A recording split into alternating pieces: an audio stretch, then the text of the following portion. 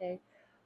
Writing has been something that I've done, well, since Alan passed for sure. Like, I mean, I went heavy with that.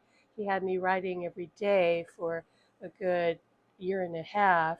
Not so much anymore because we teach now, so I channel him in that way. But in the early days, I wasn't doing that. So he wanted me to not only talk to him mind to mind, which I could do with increasing, I would say, satisfaction, as time went on. But in the beginning, it was a lot of it was writing, and literally, it just saved me. I mean, I don't know what I would have done if I didn't have that outlet, the ability to just write down what he was coming through and telling me. And because he would say, I don't want you to just listen to me, I want you to write it down because you're going to forget what I'm telling you. And I want you to keep a record of our messages, our conversations, so that you can see in time how you've grown, how our communication is deepened. You can see the progress, right? Otherwise, it's just happening in real time. And as you know, unless you keep a journal, you can easily forget, like, well, what did I experience? What did I learn? Because you're not really paying attention. So, the other thing I want to emphasize is that channeling can really start to accentuate your ability to hear them because they're putting their thoughts in your mind, right?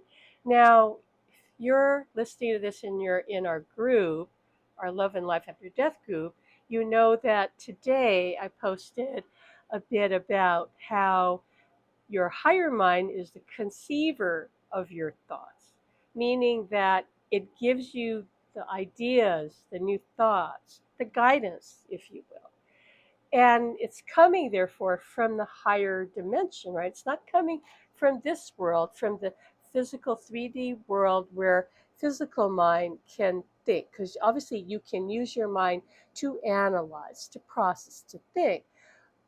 That is not what we're talking about when we're talking about higher mind communication, because higher mind can literally do everything physical mind can do because it encompasses everything, but it's not stuck there. It has the broader view, it has the big picture.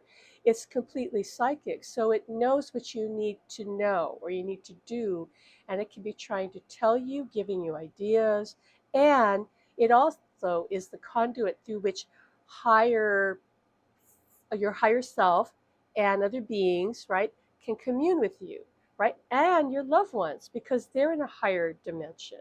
So what drops into your mind isn't only your higher self talking to you, it can be your loved ones, it can be your guides. It's going to just drop into your mind that way, and you're going to, like many people, think you're just making it up. Well, I'm here to tell you that your physical mind doesn't do that. People have got to get over that, thinking that they're making it up.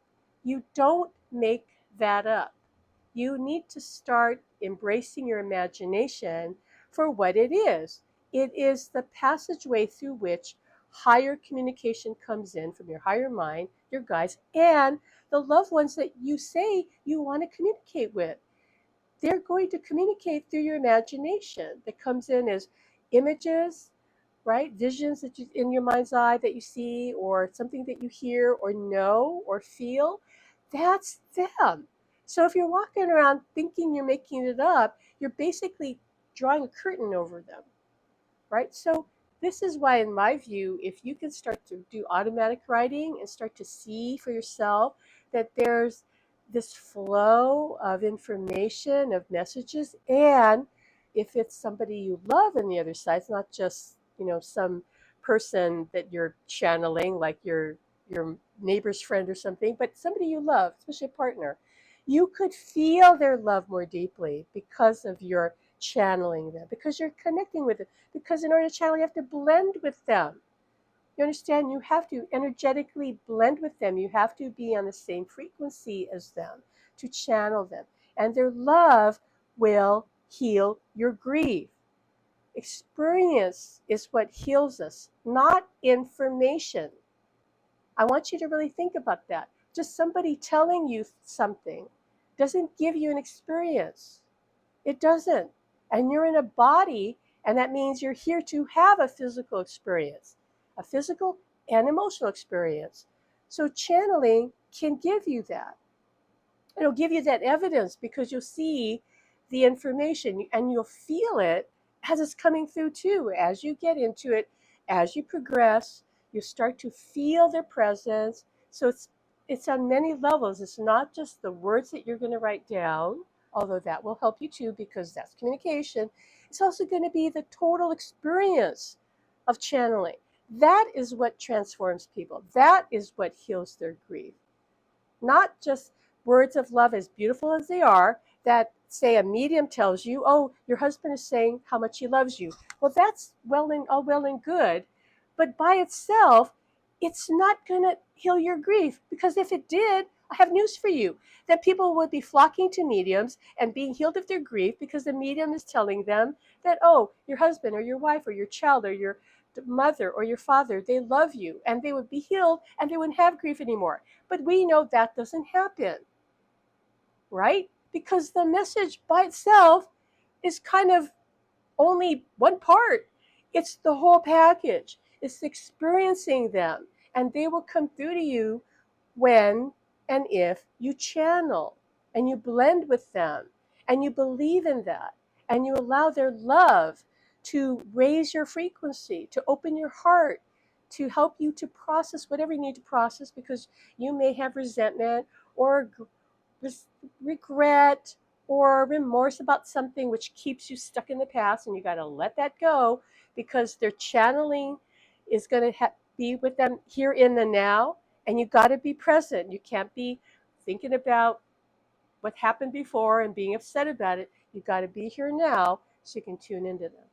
They are here because everything is here. Everything. There is no faraway place. Afterlife is right here. It is interwoven, let's say, into this reality. They're in another dimension. They haven't gone anywhere. Nobody goes anywhere. It's just that they're of a different frequency, and we've got to raise our frequency. Channeling is, in my view, the easiest way to raise our frequency, to start healing our issues, to start connecting with who we really are, and most of all, to have that communion with our loved ones on the other side. And that, my friends, is what's going to heal your grief and transform you and allow you to have a relationship, because you're going to be creating new memories with them, right? The reason you're grieving is because you don't believe you have any contact right now. You are having it because I promise you they're trying to get through. It's a question of, are you aware of it? And that's our work, is to help you become more aware of what's already happening. There's not actually as much for you to do as there is for you to believe and allow and relax, and then notice what's already happening. And when you start noticing that, you'll start building on it. It'll get stronger, and you'll have many other ways to experience them. But automatic writing, in my opinion, because I've done it for 37 years, is the fast track to channeling. And there's no reason somebody can't do this, because you don't need somebody else to practice. In mediumship, you would need somebody to read to practice. How do you practice mediumship otherwise? Just like psychic readings, how do you practice that? You need to read somebody. This, no, you just need you, pen and paper or a computer, whatever, and connect with your loved one, and then trust what comes through. It is that simple, and it is that powerful. And to be honest with you, you don't even need to take a class from us to do this. Go right ahead and do it yourself. But I know we can help you, like we've helped at this point hundreds of people, right? And so we're here to support you if that's what you would prefer. All right, that's enough. I'm going to get off my soapbox. We send you our love, and we hope to see you on Sunday. And if not, we'll see you another time. Right? Bye bye.